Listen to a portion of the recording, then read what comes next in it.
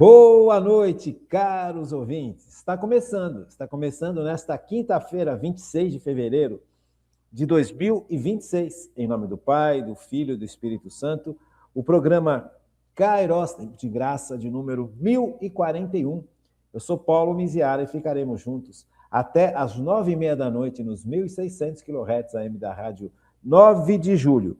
Nos trabalhos técnicos, o meu amigo Michel Silva, enquanto aqui eu penteio o meu cabelo, o que resta. Grande abraço, Michel. E estamos começando, graças a Deus. Quero agradecer demais à Paróquia Nossa Senhora do Brasil por manter esse nosso programa no ar. E quero agradecer a cada um de vocês, de forma muito especial, por estarmos juntos, né? Por participarmos dessa obra, que também é uma obra de intercessão. Eu gostaria de pedir aos nossos ouvintes que vocês intercedessem pelo Brasil, né? Intercedessem pela situação que o Brasil se encontra, para que a gente possa ter uma vida mais justa, uma vida mais equilibrada, uma vida mais voltada para Cristo, que os nossos governantes possam ser tocados pelo poder do Espírito Santo. Por que eu falo isso? Porque conforme a gente vai lendo aqui a liturgia diária, eu não sei se você participa das missas durante a semana, e se não participa, eu não sei se você lê aquilo que a igreja nos propõe como liturgia de cada missa. Então, as missas todas, durante a semana, elas têm uma liturgia, têm a sua celebração, e dentro dessa celebração, nós temos as leituras. E essas leituras que a igreja realiza, são as mesmas no mundo inteiro. Então, esses dias, né, que eu estou gravando, nós estamos gravando o programa, eu estou no dia 11, eu estou gravando o programa do dia 26 de fevereiro no dia 11 de fevereiro, né? Porque agora o programa ele é gravado, ele não é mais ao vivo como a gente fazia. Então, eu consigo gravar normalmente 2 programas por manhã. E eu gosto de, quando possível, participar da missa diária, e se não é possível participar da missa diária, eu gosto de, pelo menos, ler as leituras que a igreja nos propõe como liturgia, né? E dentre essas leituras, nós estamos vendo Salomão, o rei Salomão. E essas 2-3 dias anteriores, o rei Salomão, ele vai tirar a Arca da Aliança, que está numa determinada região, e vai levar essa Arca da Aliança para dentro do templo que ele construiu. E ele convoca todos os anciãos, todas as autoridades, e todos juntos, veja, povo, o rei, as autoridades, os sacerdotes, todos glorificam a Deus. Então, nós estamos diante de um reinado onde Deus é o centro, principalmente no seu começo, né? Salomão é filho de Davi. Então, eles vão numa peregrinação, subindo um monte. Eles tiram a Arca da Aliança, que estava numa tenda, numa determinada região de Jerusalém, e vão levar essa Arca de Aliança até o templo. Então, são os sacerdotes que estão levando a arca, e a cada 6 passos que eles davam, eles paravam e faziam um grande louvor a Deus, e faziam oferendas, né? Oferecia a carne dos bois, e, enfim, era uma cerimônia lindíssima, onde todo o povo estava reunido ao redor da Arca da Aliança. Veja que coisa linda! Um povo que tem Deus. Sabe, tudo bem, as pessoas se equivocam, as pessoas erram, as pessoas pecam, mas eles têm em comum o povo de Israel, junto com as suas autoridades, com as pessoas importantes, com as pessoas ricas, com as pessoas pobres. Eles têm Deus. Sabe, a gente vê isso. Quando eu comecei a ler o Antigo Testamento, alguns anos atrás, né? Isso me tocava muito, porque eu falo, puxa vida, cadê a união de todas as pessoas ao redor de Deus?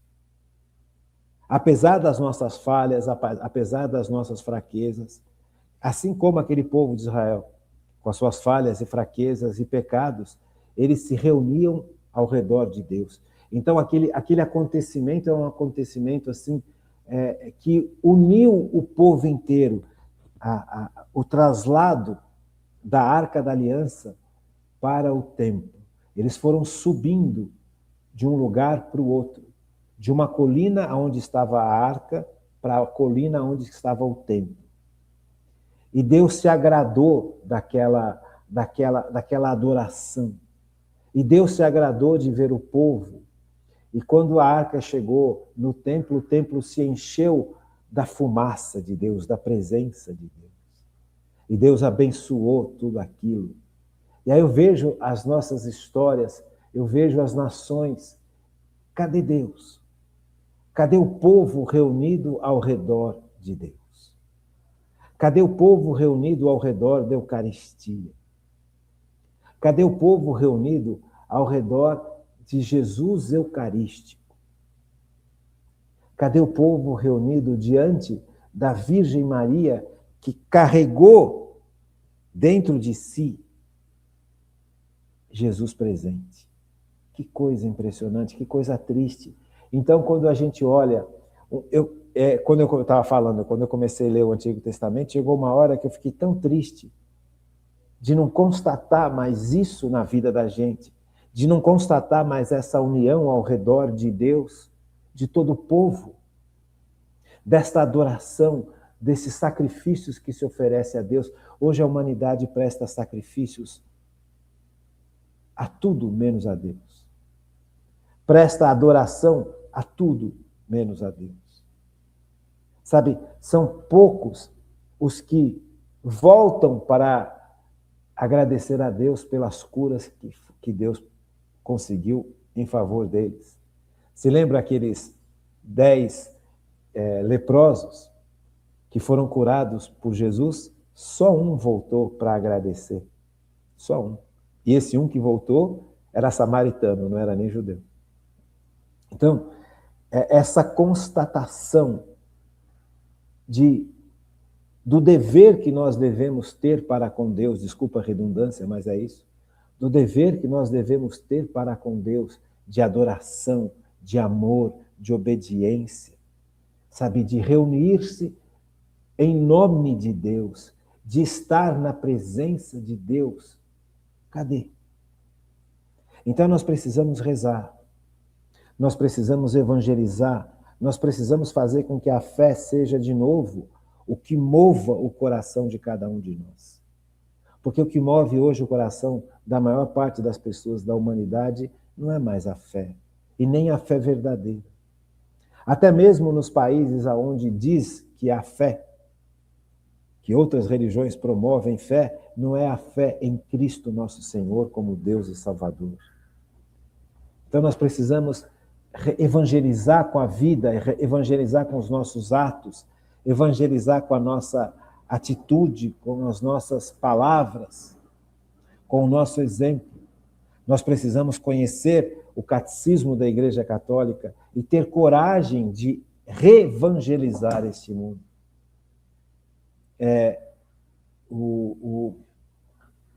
Semana passada, eu estou gravando esse programa no dia 11, e teve o pré-carnaval aqui em São Paulo. Esses dias aí, acho que foi sábado ou domingo, eu não me lembro qual foi o dia, em que teve na Rua da Consolação, aqui na Avenida da Consolação, aqui em São Paulo, um bloco de carnaval que eu nem sei direito de quem é. E uma multidão, mais de 1.500.000 pessoas atrás do bloco do carnaval. E é uma quantidade de pessoas enorme, imensa. E aquela região onde estava esse bloco, e aqui eu não estou culpando ninguém, pelo amor de Deus, não é a intenção disso. É tanta gente que teve um monte de problema, um monte de situações complicadas, pessoas ficaram machucadas, até que a prefeitura agora está tomando posição para regularizar esse tipo de coisa, né? Essa 1.500.000 pessoas atrás de um bloco de carnaval. Nada contra, nada contra. Agora, Por que 1.500.000 pessoas não se reúnem em volta de Cristo na Eucaristia? Para adorar Jesus num domingo de manhã? Por que as pessoas não andam num bloco lindo para Deus, cantando músicas de louvor, de adoração, de perdão, de misericórdia, de reconhecer o senhorio de Jesus? Sabe, eu trago isso no meu coração e partilho isso com vocês. Não estou aqui criticando nada e nem ninguém, pelo amor de Deus, não tenho nenhuma intenção de criticar nada nem ninguém. É só questionamento. Por que nós não dobramos o nosso joelho perante Deus? Por que nós não adoramos publicamente o nosso Deus? Por que temos tanta vergonha de falar que somos católicos com os nossos atos, com o nosso trabalho, com o nosso dia a dia, com a nossa adoração? E eu me coloco nisso, eu não estou me colocando acima de ninguém, nem melhor que ninguém, porque eu me coloco como alguém que ainda não adora a Deus como deveria adorar. Então, essa falta de fé vem da onde? Se nós recebemos, todos que fomos batizados, recebemos essa graça de ter em nós esta virtude da fé que nos chega como semente, por que não cresce? Por que não se desenvolve? Já vimos um monte, mais um monte de fatores externos. Mas agora vamos olhar também para os fatores internos. O que impede a gente de acreditar a tal ponto em Cristo que a gente possa, como fala o salmo que nós lemos ontem, deixar ao cuidado do Senhor o nosso destino, se entregar totalmente nas mãos de Deus. Nós como pessoas, nós como sociedade, nós como comunidade.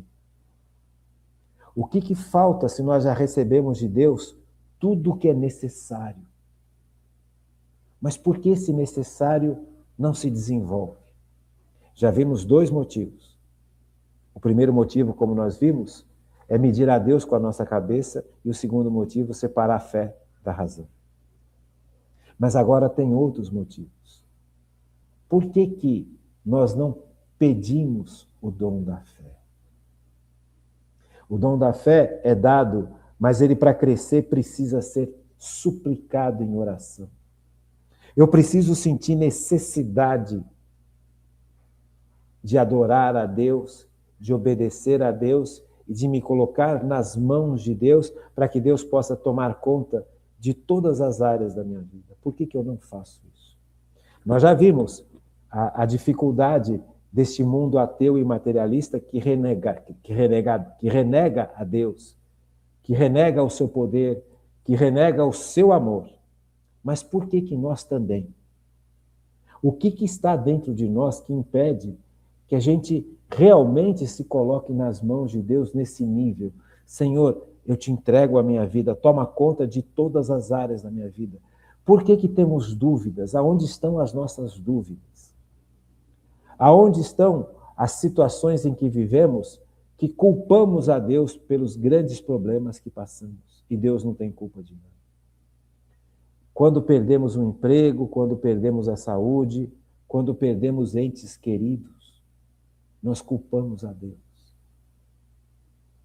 E quando a gente culpa a Deus, e Deus não tem culpa. Porque o sofrimento e o mal não vêm de Deus, vêm das consequências do pecado. E a gente não enxerga isso. Quando a gente está diante de uma injustiça brutal, e quantas injustiças brutais nos atingem, e ao invés de nós pedirmos luzes para Deus, para entender as raízes que levam a essa injustiça brutal, nós culpamos Deus como se Deus fosse culpado das consequências dos pecados da humanidade. Gente, o pecado, ele gera consequência. Não tem como fugir das consequências que o pecado gera. Ainda mais nós que fomos criados debaixo da liberdade que Deus nos deu Nós somos homens e mulheres feitos à imagem e semelhança de Deus, livres. Eu posso escolher a Deus, o seu amor, a sua sabedoria, o seu poder, ou eu posso dizer não para tudo isso e me pautar sobre mim mesmo, e me pautar sobre as minhas capacidades humanas, e me pautar sobre os meus amigos, sobre o meu dinheiro, sobre a minha lógica, sobre as minhas raivas, sobre os meus ódios, sobre os meus medos, sobre as minhas tristezas, e querer resolver isso tudo sozinho, sem Deus. Não estou falando mais de filosofias, eu estou falando de sentimentos humanos. Por que nós temos tanta desconfiança para com Deus? Por que nós não acreditamos assim como Davi acreditou? Assim como Salomão acreditou? Salomão, quando ele recebeu o trono do pai dele, o pai dele morreu e ele assumiu o trono, e aqui eu não vou discutir se era Salomão que deveria assumir o trono ou não, nós já falamos um pouquinho sobre isso, mas Davi errou, de certa forma, de colocar o trono nas mãos de Salomão. Mas Salomão, quando ele se viu diante da responsabilidade de guiar o povo de Deus, depois do grande sucesso que foi o reinado do pai dele, Davi, ele pediu sabedoria para Deus. Que lindo é a liturgia, onde Salomão, foi esses dias aí, em que Salomão se coloca diante de Deus, reconhece a sua miséria, reconhece a sua fragilidade, porque era muito jovem, não sabia governar. Ele humildemente fala a verdade. Humildade é a verdade. Senhor, eu não sei governar. Eu sou muito jovem. Então eu só peço sabedoria. E Deus deu para Salomão a maior sabedoria possível. Veja, quando Salomão estava frágil diante da missão que ele tinha, ele se aproximou de Deus e viveu para Deus e entregou a sua vida a Deus, entregou o seu reinado a Deus. E quando ele se acostumou com as vitórias, olha aí de novo, a mesma coisa que Davi, ele se afastou de Deus. Quando ele percebeu que aqueles povos que Davi, o pai dele, havia vencido nas batalhas e nas guerras, estavam novamente crescendo e ficando forte e atacando Israel, o que Davi fez? Ao invés de combater aqueles povos, como o pai dele combateu, ele saiu da sabedoria de Deus, ele abandonou a sabedoria de Deus, porque ele já estava acovardado e acostumado a uma vida de riquezas, de opulência, de gorduras, né? Já estava acostumado a uma vida cômoda, a uma vida de muita fartura. E agora ele vai pôr uma armadura e vai ter que ir para os campos lutar? Então, o que ele fez? Ele abandona a sabedoria de Deus, ele abandona a glória de Deus, porque foi a sabedoria de Deus e a glória de Deus que promoveu tudo isso para Salomão. Toda essa riqueza que veio junto com a sabedoria que Salomão pediu. Mas o excesso de sabedoria levou Salomão a se tornar uma pessoa despreparada. Levou Salomão a se tornar uma pessoa nécia, sem perspectiva, sem coragem, sem força, acomodado. E debaixo desse acomodamento, ao invés de lutar, Salomão fez alianças com esses povos. E como que eles faziam alianças? Os povos pagãos faziam alianças casando o homem com a mulher. O rei de um outro povo casava com uma rainha ou princesa do povo oponente. E aí eles faziam uma aliança. E Salomão fez isso. Ao invés de batalhar como o pai dele batalhou, ele casou com as filhas desses povos. Salomão casou com um monte de mulheres. E cada mulher que Salomão casou trouxe para dentro de Jerusalém a sua falsa crença, as suas idolatrias. Então, Jerusalém, que era o centro, onde havia o templo, que há um tempo atrás o povo inteiro estava reunido ao redor da Arca da Aliança e da presença de Deus no templo. Agora já é uma terra que, apesar do templo e da Arca da Aliança, é uma terra que passou a cultuar os deuses das mulheres de Salomão. os falsos deuses. Salomão, na sua covardia, na sua estupidez, porque ele ficou acostumado com o excesso que a sabedoria lhe trouxe, ele não soube viver em Deus na sabedoria e se tornou estulto, se tornou estúpido. Entregou Israel para as idolatrias dos outros povos. O povo de Israel foi levantado por Deus para evangelizar os outros povos. Deus se fez presente no templo de Jerusalém. E o que fez Salomão no final da vida? Ao invés de exaltar esse Deus, ao invés de evangelizar os outros povos, ele casou com as filhas dos outros povos. E trouxe para dentro de Israel a loucura da idolatria. E daí em diante começa o declínio cada vez maior de Israel. Israel vai se dividir em 2 reinos, e aí cada reino de Israel aos poucos vai sendo assimilado e vai sendo dominado por outros povos. Veja, até sobrar um resto, um pequeno resto, no sul de Israel, onde estava o templo, Jerusalém. Triste, né? Então, como é que começou esse declínio de Israel depois do apogeu de Davi? Começou porque se afastou de Deus. Não soube viver em Deus na riqueza. Passou a viver a riqueza para si, não para transformar o mundo ao redor. E nós cometemos sempre esse pecado. É incrível, né? Como falta para nós todos fé. Como a falta de fé passou a ser um entrave nas nossas vidas. Como a falta de fé passou a ser entraves para os governos que nos governam. Como a falta de fé passou a ser um entrave para a humanidade que não se entende, que se rebela uns com os outros, nação contra nação, reino contra reino, fala a palavra de Deus. Estamos à beira de uma 3ª guerra mundial, gente. Por quê?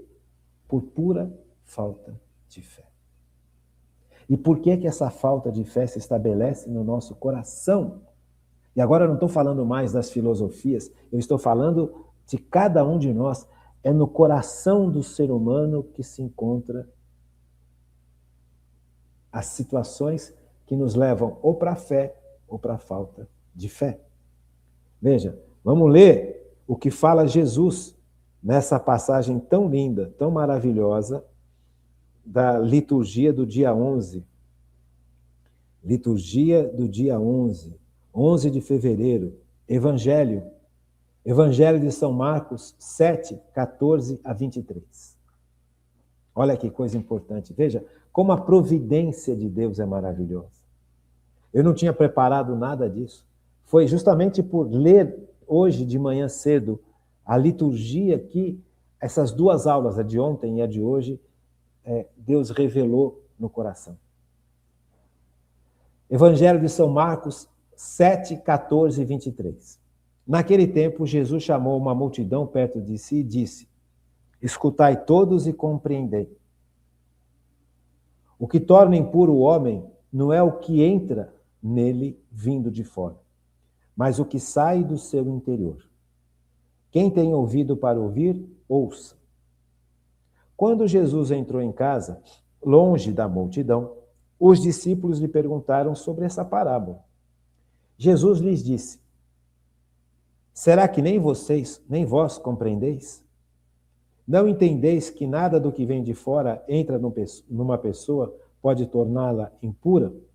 Porque aqui eles achavam que a pessoa se tornava impura pela comida que eles comiam.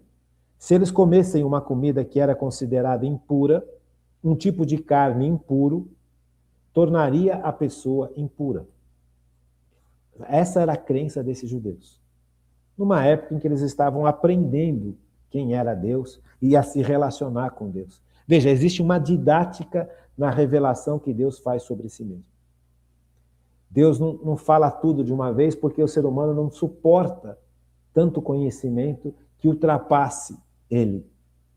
Deus vai se revelando aos poucos ao povo de Israel e Deus nos traz o ápice da revelação em Jesus Cristo. A partir de Jesus Cristo, nós temos uma revelação suficiente de Deus para a humanidade. Então, Deus quis se revelar de forma plena para a humanidade a partir de Jesus Cristo. A plenitude da revelação vem com Cristo, mas a revelação começa a partir do povo de Israel. O povo de Israel foi sendo preparado para que Deus pudesse se revelar como Ele é. Então, aquele povo recebeu os mandamentos e ao receber os mandamentos, eles criaram em cima dos 10 mandamentos de Deus uma série de leis humanas, que tinha algumas delas seu sentido. Então, eles não podiam comer determinadas carnes, porque determinadas carnes naquela região do deserto eram extremamente contaminadas. E iriam morrer. Então, eles passaram disso para uma visão espiritual. Então, se eu comesse aquela carne, eu iria me tornar impuro. Mas não é o que Jesus está falando. O que Jesus fala é o seguinte: será que vocês nem compreendem? Será que nem vós compreendeis? Não entendeis que nada do que vem de fora e entra numa pessoa pode torná-la impura? Porque não entra no seu coração, mas em seu estômago. E do seu estômago vai para a fossa. A comida, as carnes, as bebidas, não tornam o ser humano impuro. Porque o que o ser humano come, ele digere, usa o que é bom e descarta. Não é isso que deixa o ser humano impuro. Então, essa visão de comidas impuras precisava ser superada. Mas, na realidade, o que torna o ser humano impuro é aquilo que sai do coração. Veja, aqui é o ponto. Por que nós não crescemos na fé? Sabe, não basta só pedir. Não basta só rezar, Senhor, aumenta a nossa fé. É necessário pedir que Deus purifique o nosso coração. Veja, quando a gente fala, e aqui é um primeiro ponto para crescer na fé, vida de oração. Mas essa vida de oração não é só pedir para que Deus derrame mais fé sobre nós. Mas para que a fé que Deus já derramou e continua derramando cresça, é necessário que o nosso coração seja purificado. O meu e o seu. Não é só dos bandidos, dos corruptos, dos ladrões, dos violentos, os nossos corações. Veja, porque não entra em seu coração, mas em seu estômago e vai para a fossa. Assim Jesus declarava que todos os alimentos eram puros. Ele disse: o que sai do homem, isso é, o que o torna impuro, pois é de dentro do coração humano que saem as más intenções, imoralidades, roubos, assassínios, adultérios, ambições desmedidas, maldades, fraudes, devassidão, inveja, calúnia, orgulho, falta de juízo. Todas essas coisas más saem de dentro e são elas que tornam impuro o homem. Percebe? Vamos ler de novo o versículo 21 do Evangelho de São Marcos, capítulo 7, versículos 21 e 22. É Jesus ensinando.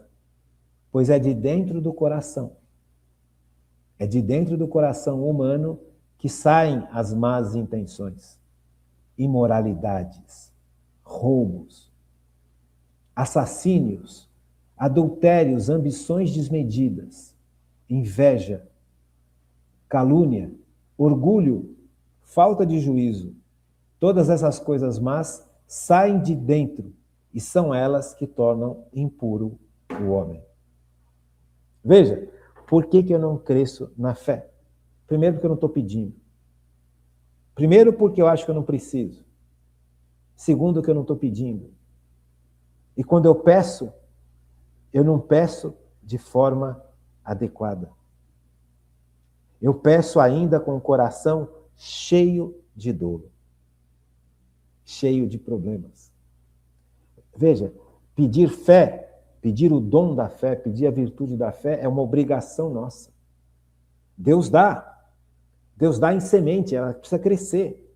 E eu preciso pedir todo dia, Senhor, aumenta a minha fé, aumenta a minha fé, Senhor, aumenta a minha fé. Mas para que Deus possa aumentar a minha fé, eu tenho que pedir para Deus para que Ele purifique o meu coração. Veja, é duro isso, hein? É duro a gente reconhecer que é necessário que os nossos corações sejam purificados. Aonde que no nosso coração,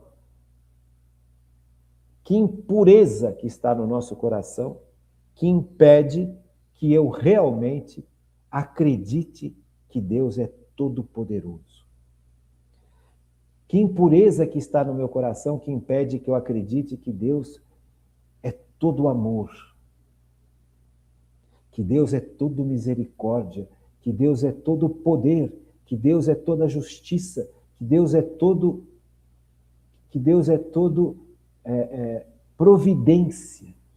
Por que eu não tenho coragem de me colocar debaixo da providência de Deus? Eu nem sei o que é providência. Eu nem sei direito o que é providência. Por que eu não sei direito o que é providência? Por que um padre Jonas da vida abandonou todas as seguranças humanas que ele merecia ter como sacerdote salesiano na comunidade salesiana para montar uma comunidade a partir do zero, sem apoio humano nenhum? Só o que ele tinha recebido de Deus como sacerdote.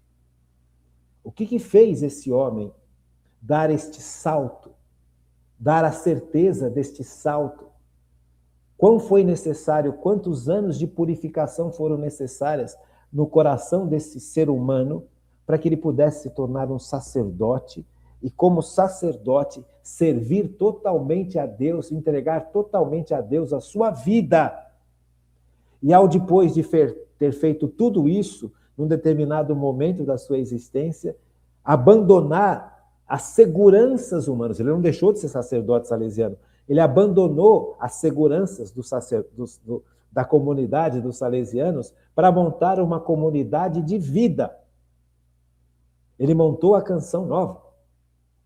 A Canção Nova é essa potência que é hoje, porque o Padre Jonas deu esse passo absoluto na fé. Veja, quanto tempo foi necessário de ação do Espírito Santo para purificar o coração do Padre Jonas, para ele chegar neste nível de total confiança em Deus, de abandono total em Deus. Veja, a partir do momento que o ser humano decide ser sacerdote, ele está tomando uma atitude de: Senhor, eu me coloco totalmente nas suas mãos. Porque ele não sabe como que ele vai suportar não ter uma esposa, ele não sabe como ele vai suportar não ter a liberdade absoluta de fazer o que quer como leigo, porque ele vai ter que viver sob obediência do bispo, do padre da paróquia superior a ele, do padre da comunidade dele, do padre, se ele for um monge, se ele for alguém que está dentro de uma congregação religiosa. Ele não sabe se ele vai ter condição humana de viver pobreza. Os 3 votos, né? Qual homem que sabe disso? Qual jovem tem a segurança de falar: eu vou servir a Deus com todo o meu ser, eu vou abrir mão de ter a minha família, de ter o meu trabalho, de ter o meu sustento, para me colocar totalmente nas mãos de Deus, dentro de uma comunidade? Como é que eu sei, como é que esse jovem vai saber que ele vai suportar viver naquela comunidade? Veja, a virtude da fé exige purificação do nosso coração, principalmente nesse sentido de confiar totalmente em Deus. E o que me impede de dar passos? Quais são os entraves que estão no meu coração que impedem que eu dê esses passos? Por exemplo, como esses jovens, essa semana, volto a falar, estou gravando no dia 11 os programas do dia 25 e 26. Neste domingo, nesse último domingo, dia 10, aqui na paróquia Nossa Senhora do Brasil, na nossa paróquia, 5 jovens partiram para a formação sacerdotal. Foram para o seminário.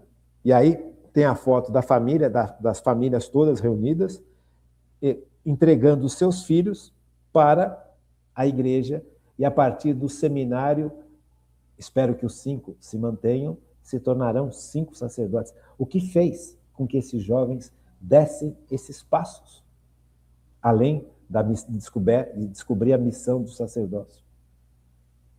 Veja, como é que esses jovens foram se colocando nas mãos de Deus? Como é que essas famílias se colocaram nas mãos de Deus? Veja, quais são os entraves que estão nos nossos corações. Jesus é muito claro. Jesus é muito claro. E aqui não há uma condenação. Ele está constatando uma verdade. Ele está nos alertando, olha, é do nosso coração que brotam os entraves. Então, o nosso coração precisa ser purificado, o nosso coração precisa ser transformado, o nosso coração precisa ser curado. Veja, vou ler de novo. Pois é de dentro do coração que saem as más intenções. Da onde surgem as minhas más intenções? Veja, vamos entender um pouquinho isso aqui. Entender porque isso aqui é importante demais. Vamos supor, eu passei por uma situação em que eu fui muito humilhado. Ao invés de pegar essa humilhação pela qual eu passei, que não se justifica, que não se tem motivo, humilhação é humilhação. Veja, a obrigação da gente é nos defender da humilhação. E nos defendendo da humilhação, pegar a dor que a humilhação nos trouxe e entregar esse processo inteiro nas mãos de Cristo para que Ele possa curar isso dentro de mim, não é engolir isso. Se uma pessoa me agride, eu não vou ficar esperando que ela continue me agredindo. Eu vou questioná-la. Por que você está me agredindo? Talvez ela nem perceba que ela está te agredindo. Mas então, o meu dever é me defender desta agressão, dessa injustiça. Por que você está sendo injusto comigo? A pessoa pode até não reconhecer, mas você está se defendendo. Você está fazendo a sua parte, olha, alertando a pessoa que ela está sendo agressiva, violenta e injusta.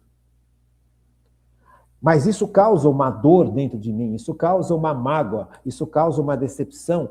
Na medida em que, quanto mais eu gosto dessa pessoa, a decepção é cada vez maior. Se for meu pai, minha mãe, meus irmãos, minha família, se for uma violência muito grande. Quer dizer, eu tenho o dever de conter isso, de impedir isso. Muitas vezes eu nem sei como fazer isso, mas é o dever nosso. Por isso que é um grande problema quando os adultos agridem crianças, porque criança não tem como se defender. Percebe? Nós temos o dever de nos defender. A criança não sabe se defender. Por isso que tem que ter papai e mamãe para ajudá-los a defendê-los e a ensinar que eles se defendam.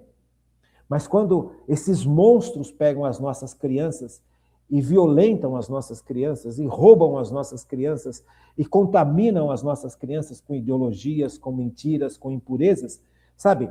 Estão destruindo crianças. Isso clama aos céus.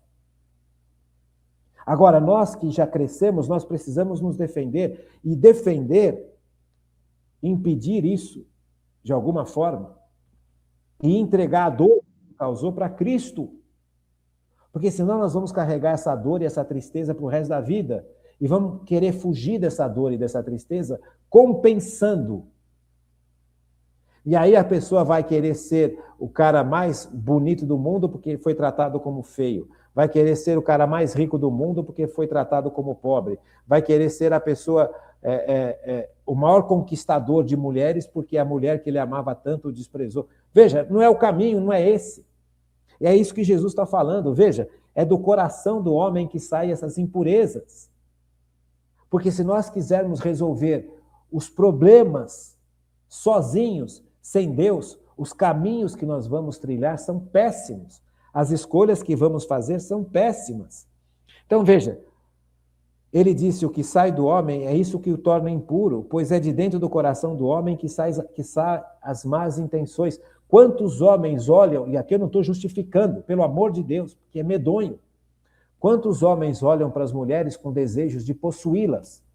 Porque é uma forma de compensar o fracasso de vida desses homens. Sabe, então você está reduzindo uma mulher a um pedaço de carne. Gente, isso é demoníaco, mas é isso que acontece. Ao invés de ter deixado Jesus cuidar do meu trauma, da minha tristeza, da minha mágoa, da minha angústia, da minha revolta, eu propus para a minha tristeza e revolta soluções que não resolvem, só pioram. Pois é do dentro do coração do homem que saem as más intenções, imoralidades, roubos. Quanta gente rouba porque foi roubado. Um erro não justifica o outro. Só aumenta o problema, só aumenta o trauma, só aumenta as injustiças. É necessário que a gente vá à raiz do processo, do problema. Veja, é do coração do homem que saem as más inclinações, os assassínios, os adultérios, as ambições desmedidas. Gente, ambição desmedida é ambição desmedida. Quando a pessoa não confia na providência de Deus, ela vai confiar em si. E quando ela confia só em si, ela vai querer acumular para se garantir. E não há o que faz você se sentir garantido, mesmo acumulando fortunas e fortunas. Porque o que te dá garantia de segurança é a presença de Cristo no seu coração. É saber que eu sou amado e protegido e amparado por Deus, não o dinheiro. Nada contra o dinheiro, pelo amor de Deus. O dinheiro ele é um meio para alguma coisa. Agora, quem me dá segurança não é o dinheiro. E quantos milhões de seres humanos, de esquerda, de centro e de direita, buscam a segurança no dinheiro. E vem com esse papo de ideologia porque, eu estou cuidando dos pobres. Está nada. É bandeira, é só uma bandeira, é só uma narrativa. No fundo, está procurando o quê? Está procurando uma segurança que só se encontra em Deus. Veja, é do coração do homem que sai tudo isso. Um coração que não foi curado, um coração que não foi tratado. Quantas pessoas não acreditam que Deus é poderoso porque passaram por sofrimentos? Tipo, perdi meu filho. Por que Deus não salvou meu filho? Perdi meu pai, por que Deus não salvou meu pai? Perdi minha mãe, por que Deus não salvou minha mãe? Perdi meu irmão, por que Deus não salvou meu irmão? Que Deus é esse que não tem poder? Gente, veja, Deus é o Senhor da vida. Ele deu a vida para o seu pai, ele deu a vida para o seu irmão, ele deu a vida para a sua mãe e para o seu filho. O seu filho não é dele, não é seu, é dele. Você não pertence a você, você pertence a ele. É Deus quem sabe, na sua infinita misericórdia e no seu infinito amor, o tempo que nós temos que viver nesse mundo. Porque nós não fomos feitos para esse mundo, nós fomos feitos para a felicidade do céu. Se Deus achou que o seu filho, sua filha, ou você mesmo já está pronto para o céu, o seu filho, a sua filha e você mesmo estarão mergulhados na felicidade plena. E nós estamos aqui indo contra a felicidade que Deus quer dar para os seus filhos, para você e para as pessoas que você ama, porque nós não confiamos que o amor de Deus é sábio mais do que eu. Eu que acho que o tempo que o meu filho deve viver deve ser X anos. Lógico que dói, claro, não tem dor maior humana de que ver um filho morrer.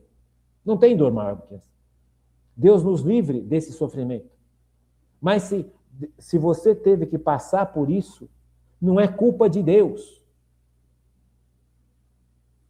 Deus é o Senhor, Deus deu vida para o seu filho. Deus deu vida para a sua filha. A gente olha para a morte, mas não olha para a vida que Deus deu. Tem um caso que eu acho muito triste. Um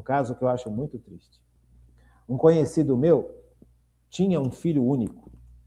E esse filho desse meu conhecido era um menino muito esperto nos esportes. Muito esperto. E inteligente. E ganhou uma bolsa numa universidade muito famosa nos Estados Unidos. A família era uma família que tinha muita posse. E ele ganhou uma bolsa e foi estudar nos Estados Unidos. E nos Estados Unidos, ele se tornou um esportista muito famoso na faculdade. Então, eles iam jogar lá os esportes que eles praticavam em outras cidades, em outros estados. E esse menino foi jogar numa faculdade, num outro estado. E resolveu voltar de carro com os amigos depois dos jogos. Depois dos jogos, eles foram para as festas, festejaram, beberam e pegaram o carro e foram dirigir mais 1.000 quilômetros de volta para voltar para a cidade onde estava a universidade deles. E estavam cansados, estavam sem reflexo, alguns beberam, alguns, sei lá o que aconteceu direito, bateu o carro, esse menino morreu. Qual que é a culpa que Deus tem? Ah, Deus não protegeu. Gente, lembra que eu falei para vocês? O racional é importante, porque nós temos uma vida de liberdade. Se eu jogo a segurança da minha vida fora, se eu tomo decisões que comprometem a segurança da minha existência e dos outros, eu corro riscos. E Deus me fez livre. São decisões que nós tomamos longe de Deus. Sabe, quantas decisões erradas que nós tomamos, você e eu? Quantas, mas quantas? Sem consultar a Deus, sem ter noção do risco que corremos. Sabe, não é também ficar paralisado diante do risco, não é isso. É ter noção das coisas. Vamos fazer uma pausinha. Sabe, eu sou papai, minha esposa é mamãe. E nós olhamos sempre os nossos filhos como crianças. Hoje eu dei uma bronca neles, indo para a escola, levando para a escola.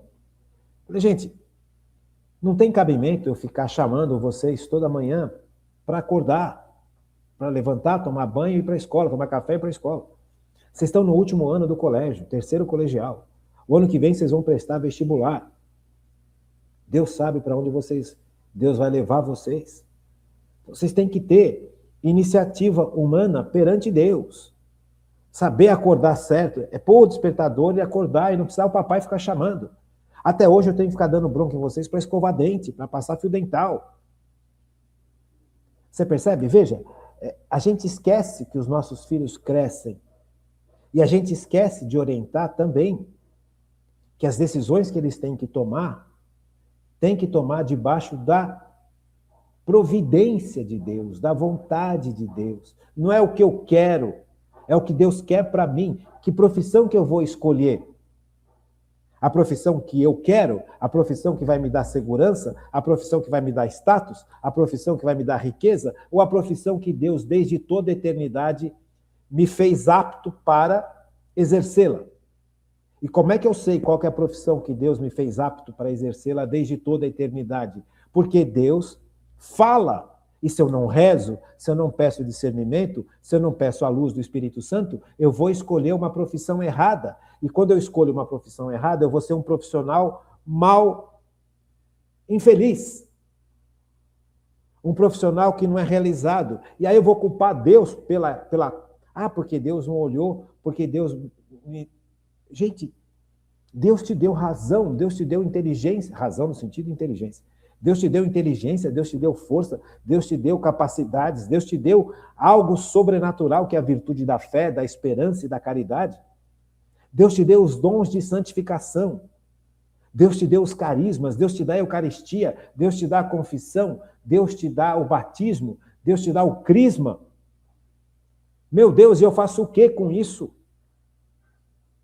Não, eu vou escolher, eu vou ser dentista porque dentista dá dinheiro. Gente, isso era 40 anos atrás. Hoje, ser dentista não dá mais dinheiro. Então, se eu escolhi a odontologia porque a odontologia dava dinheiro, hoje eu sou o cara mais frustrado da face da Terra. Porque a odontologia não dá mais dinheiro, como dava quando eu me formei há 40 anos atrás. Bastava abrir uma salinha e enchia de paciente o consultório. Hoje não é mais assim. Hoje, os dentistas, infelizmente, se tornou um peão na mão de grupos. Então, se você não está debaixo do discernimento de Deus e faz as suas escolhas sem Deus, você vai quebrar a cara, não tem como, mais cedo ou mais tarde. As escolhas que nós fazemos vão trazer consequências. E Deus não tem culpa. Aí, agora tem situações que são brutais. Sabe, veja, esses casos de pedofilia em que crianças são sequestradas para serem violentadas, para servirem de prazer para homens que são nefastos, ou que estão nefastos. Homens que têm coragem de estuprar meninas de 11, 12, 13, 14 anos. Gente, isso é uma doença. Esse cara está completamente desajustado. Esse cara precisa ser contido e tratado. Agora imagine o trauma que um estuprador de uma criança de 11 anos causa numa criança de 11 anos. Esses casos estão explodindo no Brasil e fora do Brasil. Aí você percebe a situação medonha que é viver um mundo sem Deus, um mundo onde eu defino o que é bom e o que não é bom, um mundo onde eu defino o que é certo e o que é errado. Você percebe? Isto não é só culpa desse pedófilo monstruoso. Quem deveria ter evangelizado esse pedófilo e não evangelizou? Quem deveria ter impedido esse pedófilo e não impediu, porque ganhou dinheiro para não impedir? Quem entrou na corrupção? Quem deveria julgar e não julgou? Quem deveria ensinar e não ensinou? Quem deveria brecar e não brecou? Não é culpa de Deus. Agora imagina se o seu filho ou a sua filha é estuprado por um cara desse, ou por um parente. Quantos casos assim, gente? É culpa de Deus? Claro que não. Clama ao céu. Clama ao céu. O aborto é culpa de Deus? Claro que não.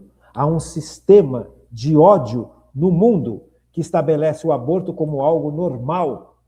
E as pessoas adoram acreditar nisso porque justificam as impurezas em que vivem. Gente, uma relação sexual traz a possibilidade de gerar um filho ou uma filha. Então as pessoas mergulham na sexualidade, nos prazeres, sejam os mais profundos que querem, e esquecem que podem ter filhos. Ah, mas o filho agora é um empecilho. Vão matar o filho. Resolveu o problema? Claro que não. É culpa de Deus? Claro que não. Então, veja, a fé, como as coisas de Deus, não é uma varinha mágica. As coisas de Deus não funcionam de acordo com a vontade do homem. As coisas de Deus funcionam de acordo com a vontade de Deus. E a vontade de Deus é sempre boa. Por isso que ele dá os 10 mandamentos. Ah, eu não sei o que fazer. Viva os 10 mandamentos. Você está num caminho perfeito. Vivendo nos 10 mandamentos, você vai perceber que você não tem força para viver os 10 mandamentos. E aí? Aí você vai ser obrigado a ser humilde. Se humilhar diante de Deus e falar, Senhor, eu não tenho forças. Derrama as suas forças para que eu possa viver os 10 mandamentos. E ele derrama. Por isso que Cristo morreu numa cruz. E conforme eu vou vivendo os 10 mandamentos, eu vou percebendo que eu preciso de cura. Porque eu não consigo, mesmo com a força de Deus. Tem coisas que estão muito desajustadas dentro de mim. E aí eu vou mergulhando no Cristo, ele vai me ajustando, olha a justiça. Ele vai me ajustando, ele vai me refazendo. E eu vou percebendo que cada vez mais eu preciso de Cristo e da força de Cristo. Inclusive para viver junto com os outros. Porque, sabe, é um processo. Gente. Religião não é mágica. Religião é você reconhecer que Deus existe, e que Deus te ama, e que Deus cuida de você. E isso ele faz por você, desde que você se abra. Então é importante que a gente tenha perspectivas corretas. É importante que a gente entenda que a virtude da fé precisa crescer em nosso coração, na nossa vida, na nossa alma, na nossa existência, em cada área da minha vida. E aqui não tem nenhum tipo de acusação a ninguém. Isso aqui é Jesus alertando a partir da sua palavra, a partir do Evangelho de São Marcos, capítulo 7, versículos 20 e 21, 22 e 23, ele disse: o que sai do homem é isso que o torna impuro, pois é de dentro do coração humano que saem as más intenções. Por quê? Porque o pecado desajustou o ser humano. Por isso que Jesus veio buscar a salvação, veio trazer a salvação, perdão. Por isso que Jesus veio trazer a salvação, porque o pecado original e os pecados pessoais desajustaram o nosso coração. O nosso coração se tornou uma região fragilizada. Porque quando fomos criados, o nosso coração não estava desse jeito. Ele era um coração onde as nossas paixões eram controladas pela nossa razão, e a nossa razão era controlada pela luz do Espírito Santo. Mas quando o pecado entrou na humanidade, desarranjou tudo isso. A nossa razão não é mais iluminada pelo Espírito Santo, e a nossa razão não é mais capaz de dominar as nossas paixões. Então as nossas paixões se tornaram que nem um cavalo selvagem, que precisa ser domada, que precisa ser colocar um cabresto e puxar. Mas para isso eu preciso da força de Deus. Veja, Deus não criou a humanidade assim, a humanidade foi desajustada pelo pecado, e nós estamos diante daquilo que o pecado fez em nós, em todos nós. Ele disse: é o que sai do homem, é isso que torna o homem impuro. Mas o homem não foi criado assim. Foi o pecado que trouxe toda esse desarranjo para dentro do nosso coração. Para dentro do nosso coração. Pois é de dentro do coração humano que saem as más intenções, imoralidades, roubos, assassínios, adultérios, ambições desmedidas, maldades, fraudes, devassidão, inveja. Gente, como surge fácil inveja no nosso coração? Como surge fácil calúnia no nosso coração? Como surge fácil orgulho, devassidão, eu faço o que eu quero, falta de juízo. A gente percebe nos jovens a falta de juízo, mas a gente não vê mais nos velhos o juízo. Desculpa, não pode falar velho, né? Os idosos. Você vê um monte de idoso, cabelo branco, nos botecos, gente, pelo amor de Deus, nada contra tomar uma cerveja com os amigos, mas você sabe, o ser humano idoso, ele não foi feito para ficar em boteco, como também ele não foi feito para ficar entrevado numa casa vendo televisão, numa sala vendo televisão. Os nossos idosos, quando vivem em Deus, são fonte de riqueza para a humanidade. Não é para ficar tomando cerveja e cachaça em boteco e falando mal dos outros e falando de futebol e falando da vida alheia. Homens e mulheres, sabe, a riqueza de ação de Deus na vida de um idoso e de uma idosa é incalculável.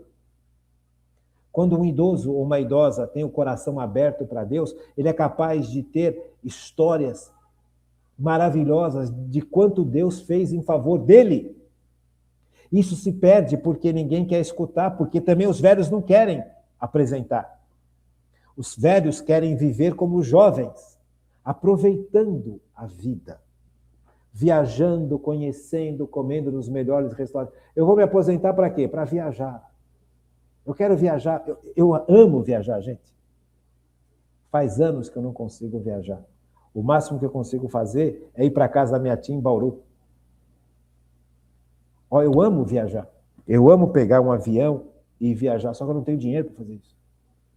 Não estou chorando miséria, não. Não tenho dinheiro, porque o dinheiro que a gente tem é para outras coisas. Não é para ficar viajando de avião. Eu não vou assumir uma dívida para poder viajar, fazer um turismo, não sei aonde, sendo que eu tenho que pagar escola, faculdade. Na faculdade não vou precisar pagar, mas alimentação, escola e um monte de coisa para os meus filhos, para minha família, para a casa onde eu moro. Como é que eu vou fazer isso? Eu vivo honestamente daquilo que eu ganho, daquilo que eu trabalho. Eu não estou ligado a corruptos, graças a Deus. Eu não estou ligado a roubos, graças a Deus. Eu ganho o suficiente para ter uma vida digna. Então a pessoa se forma, a pessoa se aposenta. E qual que é o pensamento? Agora eu vou aproveitar porque eu tive que gastar com os meus filhos. Veja, vê se isso é cabeça. Vê se isso é coração de cristão. Se filho é peso, eu tive que gastar com os meus filhos. Gente, eu tenho dinheiro para gastar com os meus filhos.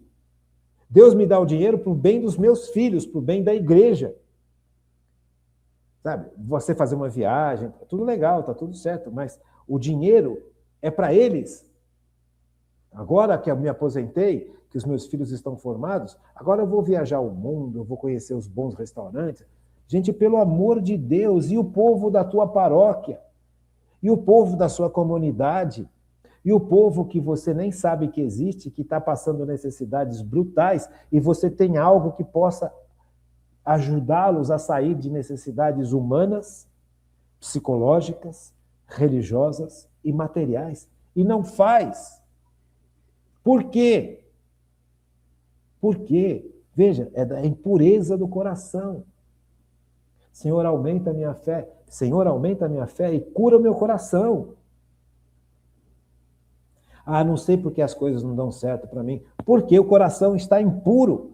O que eu estou pedindo para Deus, quando peço, não é de acordo com a vontade de Deus. É de acordo com os meus interesses. É de acordo com a minha ideia de mundo. É de acordo com a minha prepotência. É de acordo com o meu orgulho. E é de acordo com os meus pecados. O padre Michelino, na missa estava falando o seguinte, que... Qual foi a missa que ele falou? Acho que foi domingo. Eu não me lembro. Na última missa que eu assisti, que eu participei com o padre Michelino, ele falou o seguinte, foi o padre Michelino, um desses padres na História do Brasil, chegou e falou assim, veja, tem pessoas que chegam para mim e falam que pediram para Deus que uma pessoa, um rapaz, uma mulher, falou isso para o padre, o rapaz que ela ama é casado, mas ela quer aquele rapaz para ela. Então, que ele se separe da mulher para ficar com ela. E foi falar para o padre que pediu isso para Deus. Eu te pergunto, Deus vai ouvir essa oração? Por que não? Porque é um pecado brutal. Deus não se contradiz. Veja como é importante aprender razão. Deus é Deus. Deus é o mesmo sempre. Deus não se contradiz. Se Deus falou que adultério é pecado grave, você vai pedir para que Deus permita o adultério para você se sentir feliz? Veja o nível que todos nós chegamos quando nós nos afastamos da luz de Deus. Todos nós somos assim. Então, Cristo não está condenando. Cristo está ensinando. Mesmo depois, se eu continuar numa vida perversa, até o último instante da minha vida e me recusar a ação de Cristo, eu escolhi viver longe a eternidade de Deus. Isso não é culpa de Deus. O inferno não é culpa de Deus. Deu para entender, né? Que Deus tenha misericórdia de todos nós, que a gente possa permitir Deus curar os nossos corações, nos fortalecer para a gente compreender que precisamos ser curados, sem que a gente se desespere, sem que a gente caia em angústias, em tristezas, em depressões. Porque todos nós carregamos tudo isso dentro de nós. Não é só você ou só eu. Só Cristo pode nos salvar disso. E quando a gente entra nesse ciclo virtuoso, a fé cresce. Aí a gente pode pedir para Deus, Senhor, aumente a minha fé. Fiquem com Deus, uma boa noite e até amanhã, se Deus quiser.